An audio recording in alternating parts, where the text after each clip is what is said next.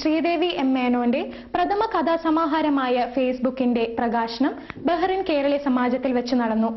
പുസ്തകത്തിന്റെ ആദ്യ പ്രതി Benyamin Indian club secretary Ullas കാർണവർക്ക് കൈമാറി. സൂക്ഷ്മമായ നിരീക്ഷണ പാഠവും പ്രതിഭാശേഷിയും തെളിഞ്ഞു കാണുന്ന കഥകളാണ് ശ്രീദേവിയുടേതെന്ന് ബെന്യാമിൻ വിലയിരുത്തി. നിരന്തരമായ വായനയും സർഗാത്മക ഇടപെടലും നടത്തിയാൽ മാത്രമേ പ്രവാസ ലോകത്തെ എഴുത്തുകാരിൽ നിന്നും മികച്ച രചനകൾ ഉണ്ടാവുകയുള്ളൂ എന്നും അദ്ദേഹം കൂട്ടിച്ചേർത്തു. അയത്നലളിതമായ ശ്രീദേവിയുടെ കഥകൾ എം മുകുന്ദൻ അടക്കമുള്ള എഴുത്തുകാരുടെ പ്രശംസ പിടിച്ചുപറ്റിയതാണെന്ന് ചടങ്ങിൽ അധ്യക്ഷത വഹിച്ച സമാജം പ്രസിഡന്റ് പി.വി. രാധാകൃഷ്ണപിള്ള അഭിപ്രായപ്പെട്ടു.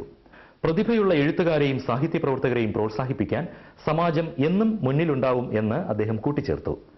ബഹ്റൈനിലെ സാഹിത്യ സദസ്സുകൾ നൽകിയ സ്നേഹവും കുടുംബത്തിന്റെ പിന്തുണയും തന്റെ രചനയ്ക്ക് ചാലകശക്തിയായി എന്ന് ശ്രീദേവി മേനോൻ മറുപടി പ്രസംഗത്തിൽ പറഞ്ഞു. സമാജം general secretary Varghese Karaikal, Indian club secretary Ullas Karnavar, advocate Jaleel, Radhakrishnan Ozhur എന്നിവർ സംസാരിച്ചു. ഹരികൃഷ്ണൻ പുസ്തകത്തെ സദസ്സിന് പരിചയപ്പെടുത്തി. ഇത് എൻ്റെ ആദ്യ സംരംഭമാണ്. 17 ചെറുകഥകൾ അടങ്ങിയ ഒരു സമാഹാരമാണ്.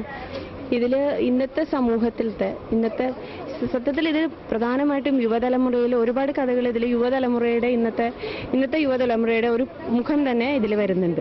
പണ്ട് തൊട്ടേ ആദ്യം കവിത ഒക്കെ എഴുതുമായിരുന്നു, പിന്നെ കഥ എഴുതുമായിരുന്നു. ഒരിക്കലും ഒരു ബുക്കാക്കണം എന്നുള്ള ഐഡിയ തന്നെ വന്നതിന് ഹസ്ബൻഡാണ് ഇതിൻ്റെ ഏറ്റവും വലിയ പ്രചോദനം. നമുക്കത് ബുക്കാക്കാം, എന്തായാലും കഥ അങ്ങനെ ആക്കണമെന്ന് പറഞ്ഞതും അങ്ങനെ എഴുതി തുടങ്ങിയതും സീരിയസ്ലി റൈറ്റ് ചെയ്ത് തുടങ്ങിയിട്ട് ശരിക്കും പറഞ്ഞാൽ ഒരു 1 year ആയിട്ട് സീരിയസ് ആയിട്ടുള്ള ഒരു റൈറ്റിങ്ങിൽ കടന്നതിന് മുമ്പ് എഴുതുമായിരുന്നു. പറഞ്ഞാൽ സീരിയസ് ആയിട്ട് ഞാൻ ഒരിക്കലും റൈറ്റിങ്ങിനെ അപ്രോച്ച് ചെയ്തിട്ടുണ്ടായിരുന്നു. എല്ലാ കഥകളും ഗൾഫ് ബേസ്ഡ് അല്ല, എഴുതിയതെല്ലാം ഇവിടെ വന്ന് തന്നെയാണ്. പക്ഷെ ഗൾഫ് ബേസ്ഡ് എന്ന് പറയാൻ പറ്റില്ല. ഇന്നിപ്പോൾ വേൾഡിന്റെ എല്ലാവിടെയുള്ള ഇന്നത്തെ മുഖം എല്ലാവരുടെയും ഫേസ് ഏകദേശം ഒരുപോലെയാണ്. ഇതിലത്തെ ഒരു കഥയാണ് ഫേസ്ബുക്ക് എന്ന് പറയുന്നത്.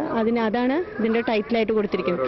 ആ കഥ എന്ന് പറയുന്നത് സ്വന്തം അച്ഛൻ മകളെ ഫേസ്ബുക്കിൽ വെച്ച് മീറ്റ് ചെയ്യുന്നതാണ് അതിന്റെ തീം. അച്ഛൻ മകളെ കാണുന്നത്, മകൾ എന്തായിരുന്നു അച്ഛൻ്റെ മുന്നിലെ പ്രതീക്ഷ എന്നുള്ളത് ഫേസ്ബുക്കിൽ വെച്ച് കാണുമ്പോൾ അത് ടോട്ടലായിട്ട് അത് മാറിപ്പോവാണ്. ആ ഒരു കൺസെപ്റ്റേ മാറിപ്പോയി മകൾ. അതോടുകൂടി അച്ഛൻ ഫേസ്ബുക്കിൽ നിന്ന് തിരിച്ചു പിന്മാറിപ്പോകുന്നതാണ് ആ കഥയുടെ തീം.